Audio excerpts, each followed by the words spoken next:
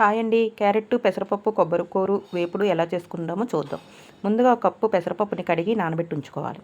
తర్వాత దానిని స్టవ్ మీద పెట్టి ఉడకనివ్వాలన్నమాట. అలాగే కొబ్బరికూర కూడా తీసుకొని ఉంచుకోవాలి. తర్వాత పోపు కోసం జీలకర్ర, ఆవాలు, శనగపప్పు, మినపప్పు, కరివేపాకు, ఎండుమిర్చి, వెల్లుల్లి రెబ్బలు కూడా తయారు చేసి ఉంచుకోవాలి.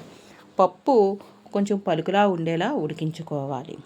అలాగే క్యారెట్ను కూడా కట్ చేసుకొని వాటిని చిన్న చిన్న ముక్కలుగా కట్ చేసుకొని అవి కూడా స్టవ్ మీద పెట్టి ఉడకనివ్వాలి.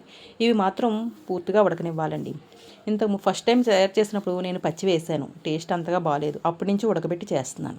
తర్వాత కళాయిలో ఆయిల్ వేసి ఇందాక మనం తయారు చేసి ఉంచుకున్న పోపు సామాన్లు అన్నీ వేసి బాగా వేగనివ్వాలి.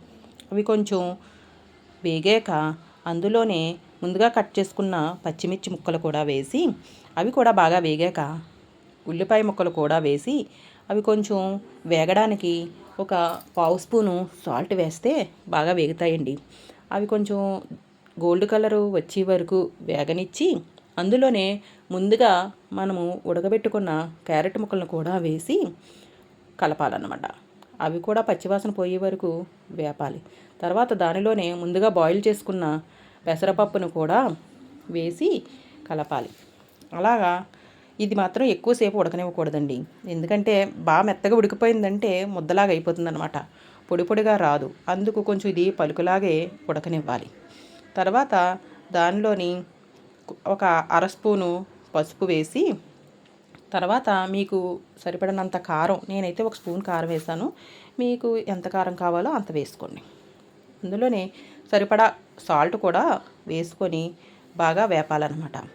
ఇది ఒకసారి మేము విజయవాడ నుంచి వస్తూ రైల్వే స్టేషన్లో క్యాంటీన్లో తిన్నామండి. నాకు టేస్ట్ నచ్చి ఇంటికి వచ్చి ట్రై చేశాను. ఫస్ట్ టైం క్యారెట్ ఉడకబెట్టకపోవడం వల్ల బాగాలేదు, కానీ నెక్స్ట్ టైం నుంచి బాగా వస్తుంది. తర్వాత ఇది వేగాక అందులోనే ముందుగా తయారు చేసుకున్న కొబ్బరికూర కూడా వేసుకొని బాగా కలిపి కొంచెం సేపు సిమ్ములో వేపాలన్నమాట. అలా వేగడం వల్ల కొంచెం కొబ్బరికున్న వాసన కూడా పోయి మంచి టేస్ట్ వస్తుంది. తర్వాత దానిలోనే కొంచెం మీరు వేసుకోవాలనుకుంటే నిమ్మకాయ వేసుకోండి, నేనైతే వేయలేదు. కొంచెం కొత్తిమీర కూడా వేసి వేడివేడిగా అన్నం కానీ చపాతీలోకి కానీ సర్వ్ చేసుకుంటే చాలా బాగుంటుందండి. ఈ క్యారెట్, పెసరపప్పు, కొబ్బరికూర వేపుడు ఇది టేస్ట్ బాగుంటుందండి. మేము ఇష్టంగా తింటాము. మీకు కూడా నచ్చితే ఒకసారి ట్రై చేసి చూడండి. మీకు నచ్చినట్లయితే మరికొన్ని వెరైటీ వంటల కోసం నా ఛానల్ని సబ్స్క్రైబ్ చేయండి. ఈ వీడియోని ఇంట్రెస్ట్గా ఓపికగా చూసినందుకు మీకు చాలా థ్యాంక్స్ అండి.